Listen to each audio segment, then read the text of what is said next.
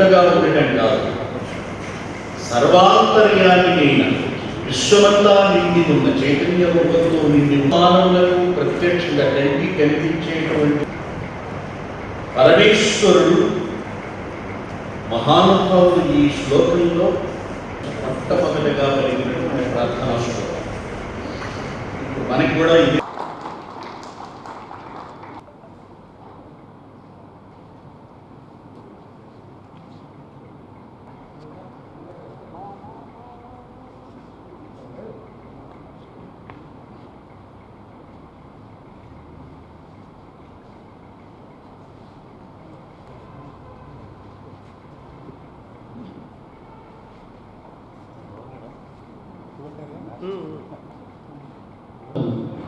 చక్కగా అలంకరించినటువంటి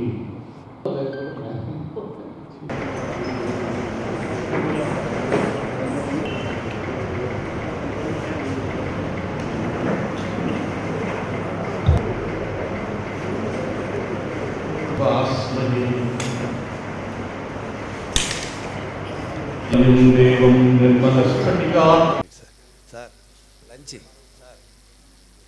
lunch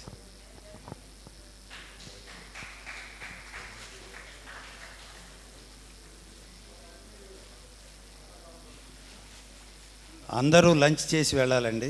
lunch ఏర్పాటు చేయబడింది, ప్రతి ఒక్కరూ లంచ్ చేయండి.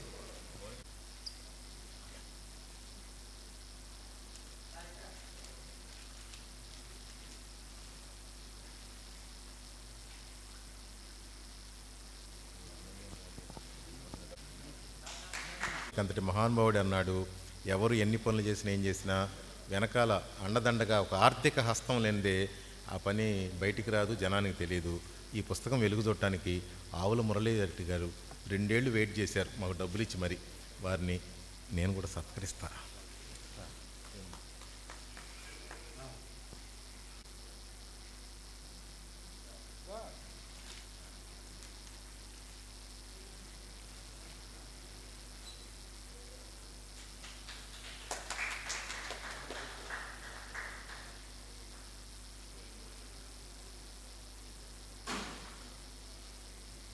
వందన సమర్పణ శివారెడ్డి.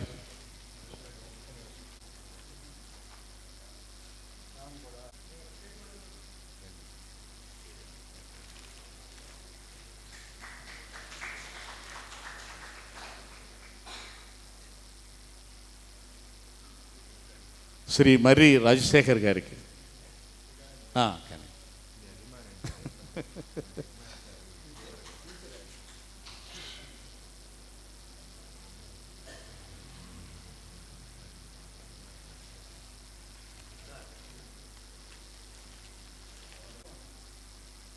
అంటే గురువుగారిగా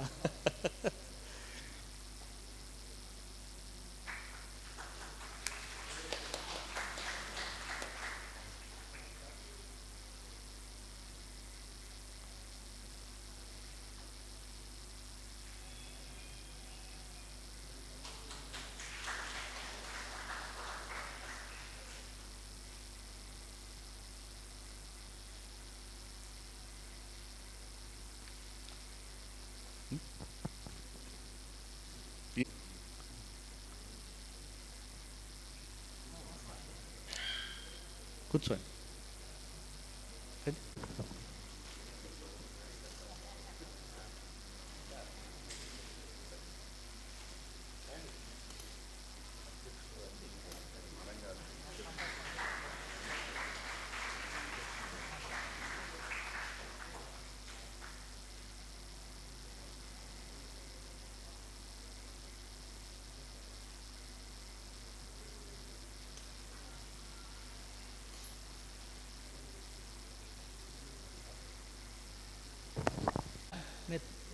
మాణిక్య ప్రసాద్ గారు కూడా ప్రస్తావించడం జరిగింది. ఎందుకంటే చరిత్ర చదివితే గుణపాఠాలు తెలుస్తాయి, చరిత్ర చదివితే తప్పులు మనం చేయలేం. చరిత్ర చదివితే గతంలో జరిగిన తప్పులు భవిష్యత్తులో జరగకుండా మనం జాగ్రత్త పడతాం. అంటే చరిత్ర పఠనం అన్నది చాలా ఆవశ్యకమైన విషయం, అందులో ప్రత్యేకించి రాజకీయాల్లో ఉన్న వాళ్ళకి అత్యంత ఆవశ్యకమైన విషయం అని చెప్పి నేను భావిస్తాను. ఇప్పుడు దురదృష్టం ఏంటంటే ఇన్ని చారిత్రక ప్రదేశాలు ఉన్నాయన్నది ఎవరికి తెలియని పరిస్థితి వచ్చింది. ఇంత చారిత్రక సంపద ఉన్నది వాళ్ళు ఎవరొకటి గుర్తించని పరిస్థితి వచ్చింది. నాకు ఇటీవల కొన్ని విషయాలు చూసి నాకు ఆశ్చర్యం అనిపిస్తూ ఉంటాయి. ఎక్కడున్నట్టు మనం సంరక్షించమని ఎక్కడో బ్రిటన్లో ఉన్న కోని రోజురాన్ని తేవాలని లేదా అక్కడ అమరావతి శిల్పాలను తేవాలని చెప్పి మాట్లాడుతున్నారు. నేను మాట్లాడినవాడిని ఒకప్పుడు. నేను అక్కడ వెళ్ళి బ్రిటిష్ మ్యూజియంలో అమరావతి శిల్పాలు చూడకపోవడం, నేను అమరావతి శిల్పాలని ఆంధ్రదేశాన్ని తేవాలని చెప్పి అన్న వాళ్ళు నేను కూడా ఒకడిని. కానీ అక్కడికి వెళ్ళిన తర్వాత లెంపలు వేసుకున్నాను నేను. ఎందుకంటే ఇవాళ ప్రపంచంలో ఉన్న అత్యంత శిల్ప సంపదనంతా కూడా ఒక చోటే సమకూర్చారు బ్రిటిష్ వారు, బ్రిటిష్ మ్యూజియంలో. అయితే ఈ విశిష్టత ఏంటంటే ఒక అమరావతి శిల్పాలున్న ఆ గదికి మాత్రమే ఏసీ పెట్టించారు. ఆ గదికి మాత్రమే ఒక రక్షక భటుడు కాపలా ఉన్నాడు. అంటే వాళ్ళ ప్రపంచంలో అత్యంత విలువైంది ఏదంటే అమరావతి శిల్పం అని చెప్పి బ్రిటిష్ వాళ్ళు చాటి చెప్పారు. నేననేది ఏంటి, ఇప్పుడు అమరావతి శిల్పాలను తేవాలని చెప్పి అనుకుంటున్న ప్రభుత్వం కానివ్వండి, లేదంటే ఎవరిని కోరిన వాళ్ళని కానీ వాళ్ళు నేనేది అంటే అమరావతి శిల్పాలు ఎట్లా పడిపోయి ఉన్నాయో చూడండి. బెజవాడ మ్యూజియంకి వెళ్ళి చూడండి, మద్రాసు మ్యూజియంకి వెళ్ళి చూడండి, లేకపోతే ఇక్కడ మీరు అమరావతిలో చూడండి. వాళ్ళు ఒక సమశీతోష్ణ స్థితిలో వాటిని సంరక్షించకపోతే ఆ శిల్పాలు దెబ్బతింటాయని చెప్పి దాన్ని ఎంత జాగ్రత్తగా వాళ్ళు కాపాడుతున్నారో చూసి నేను చాలా ఆశ్చర్యపోయాను. నేను ఒకసారి రోసయ్య గారు గవర్నర్గా ఉన్న సమయంలో ఇది మన మొట్టమొదటి తెలుగు శాసనం అక్కడ కనపడతలేదు, అది మద్రాస్ మ్యూజియంలో ఉందని చెప్పంటే అప్పుడు నేను అధికార భాషా సంఘం అధ్యక్షుడిగా గవర్నర్ గారి చేత ఫోన్ చేయించుకొని నేను ఆ మ్యూజియంకి వెళ్ళి ఆ మ్యూజియంలో ఉన్న నేలమాళిగలంటే స్టోర్ రూమ్ తలుపులు తీయించి చూడటం జరిగింది. అక్కడ ఎంత సంపద ఉంది, ఎన్ని శాసనాలు ఉన్నాయి, ఎన్ని శిల్పాలు ఉన్నాయి, ఎన్ని అమరావతి శిల్పాలు ఉన్నాయి, అవన్నీ కూడా ఎట్లా పడిపోయి ఉన్నాయి చూసి నేను చాలా బాధపడ్డ వ్యక్తిని. వాటిని మనం తెచ్చుకోవాలని చెప్పి ఆలోచన మనం చేయట్లేదు. ఎక్కడ బ్రిటిష్ మ్యూజియంలో అత్యంత జాగ్రత్తగా ఉన్న శిల్పాలు రెప్పించాలని మనం కోరుతున్నాం తప్ప. పక్కన మన రాష్ట్ర విభజన జరిగినప్పుడు ఆ రోజున మద్రాసు రాష్ట్రం నుంచి వచ్చినప్పుడు ఆ శిల్ప సంపదనంతా అక్కడ వదిలేసాం. ఎన్ని తాళపత్ర గ్రంథాలు వదిలేసాం, అన్నీ వదిలేయటం జరిగింది. అవి మనం ఆ రోజున తెచ్చుకోవాలి. అక్కడ మ్యానుస్క్రిప్ట్ లైబ్రరీ ఉంది. దాంట్లో మహాపండితులందరూ ఓరియంటల్ లైబ్రరీలో వేటూరు ప్రభాకర్ శాస్త్రి, తిరుమల రామచంద్ర లాంటి వాళ్ళందరూ కూడా దాంట్లో పనిచేశారు. నేను ఒకసారి అక్కడికి వెళ్ళి చూసినప్పుడు అవన్నీ కూడా నేను చూసా. మరోసారి వెళ్ళినప్పుడు ఏ లేవు, ఏమంటే ఎందుకు పనికిరామని చెప్పేసి వాళ్ళు బయట పారేస్తారు. అట్లా ఎంత సంపద మనం కోల్పోయాం ఒకసారి ఆలోచించాల్సిన బాధ్యత వాళ్ళ తెలుగు జాతి మీద ఉంది, తెలుగు ప్రభుత్వాల మీద ఉందని చెప్పి మాత్రం ఆలోచిస్తాం. ఆ తర్వాత మళ్ళా రాష్ట్ర విభజన జరిగింది. మళ్ళీ రాష్ట్ర విభజన జరిగింది. ఎప్పుడు కూడా ఏంటంటే ఈ సంపద ఏదైనా ఎక్కడ లభ్యమైనా కూడా ఆ సంపదను తీసుకెళ్ళి రాజధానిలో పెడతారు. అట్లాగా ఆంధ్రదేశంలో లభించిన నాణ్యాలు కానివ్వండి, శిల్పాలు కానివ్వండి, శాసనాలు కానివ్వండి, ఇవన్నీ తీసుకెళ్ళి హైదరాబాద్లో పెట్టారు స్టేట్ మ్యూజియంలో.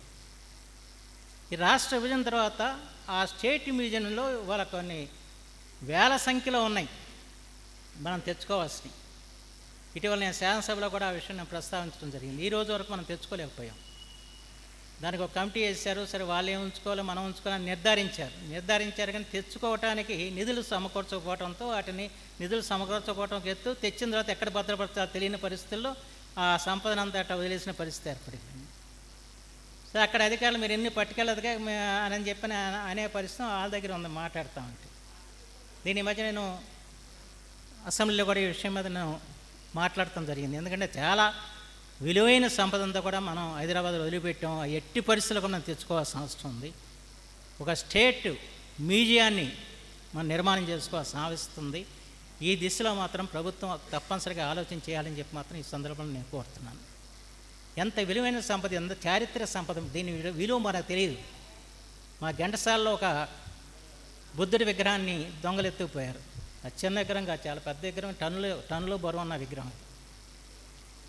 అది తెలిసి నేను ఘంటసాల వెళ్ళి పోలీస్ స్టేషన్కి వెళ్ళి అడిగా, ఏంటి ఇక్కడ విగ్రహం దొంగతనం జరిగింది అంటాను. పాపం ఆడేం చేసిన ఫోటో నాకు చూపించాడు ఎస్ఐ గారు. అంటే దాని తల్లని నరికేసరిగా బుద్ధుడి ఊరికి మొండ్యం మాత్రం ఉంటుంది, ఇది బట్టలు ఉతుక్కోవడానికి పనికి వస్తుంది తప్ప ఎందుకు పనికిరాదన్నాడు ఈ విగ్రహం. ఆ ఎస్ఐ గారు అన్నమాట అంటే బట్టలు ఉతుక్కోవడానికి పనికి వస్తుంది సార్ అని చెప్పాను.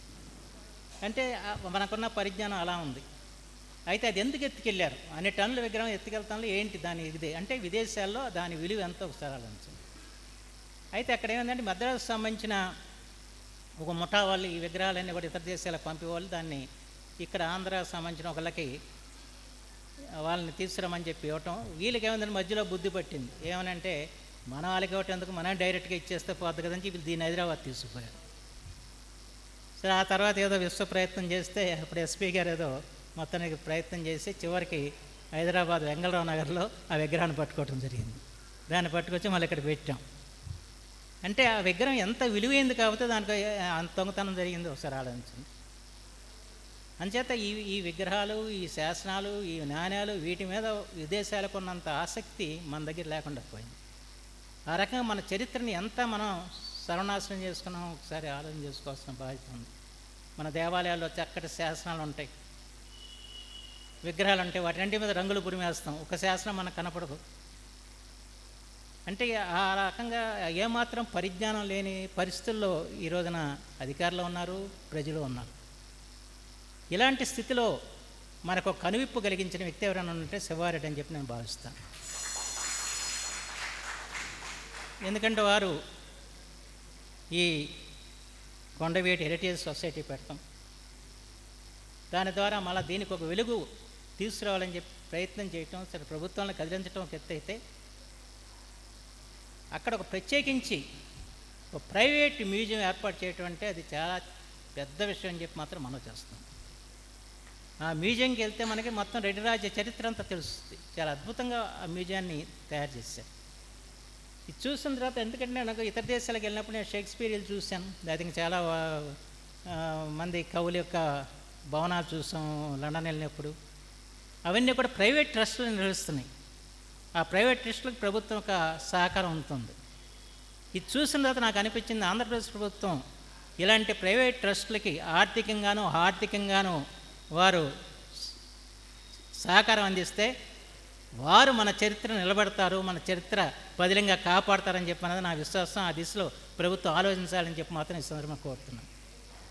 ఎందుకంటే ఎక్కడైనా ఇప్పుడు ఆయన ఏదో ఎక్కడ కొనుక్కొస్తాను, చాలా చోట్ల దొరుకుతూ ఉంటాయి చాలా ఇవి, మళ్ళీ అవి తెస్తే మళ్ళీ ఆర్కియాలజీ డిపార్ట్మెంట్ చాలా తగాదా ఉంటుంది తెలిస్తే. ఇవన్నీ చాలా సమస్యలు ఉన్నాయి, దీంట్లో అనుమానం లేదు.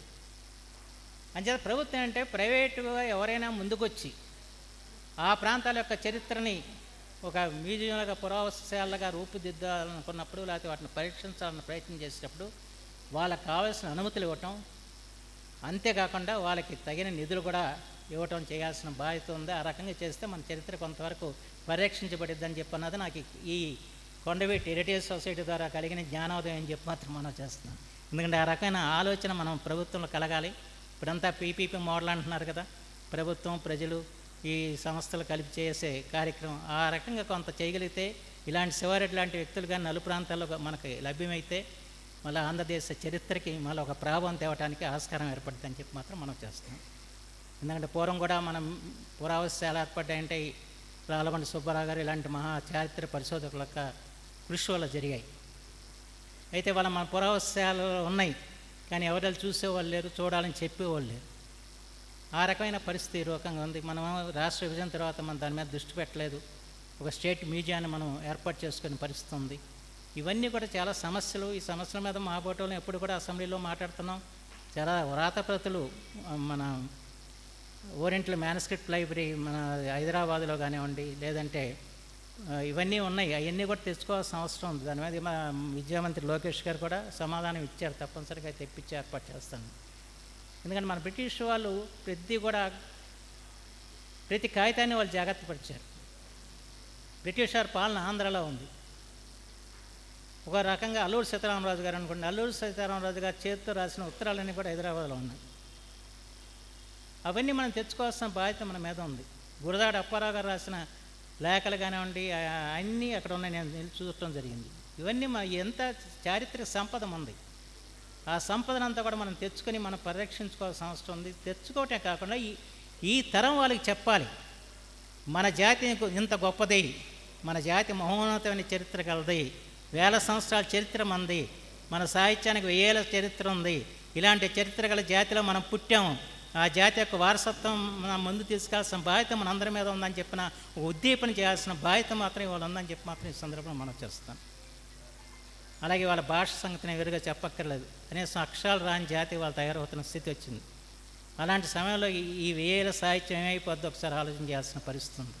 ఇది కేవలం ప్రభుత్వాన్ని అని మన ప్రయోజనం లేదు, ప్రజల్లో అనురక్తి కలగాలి.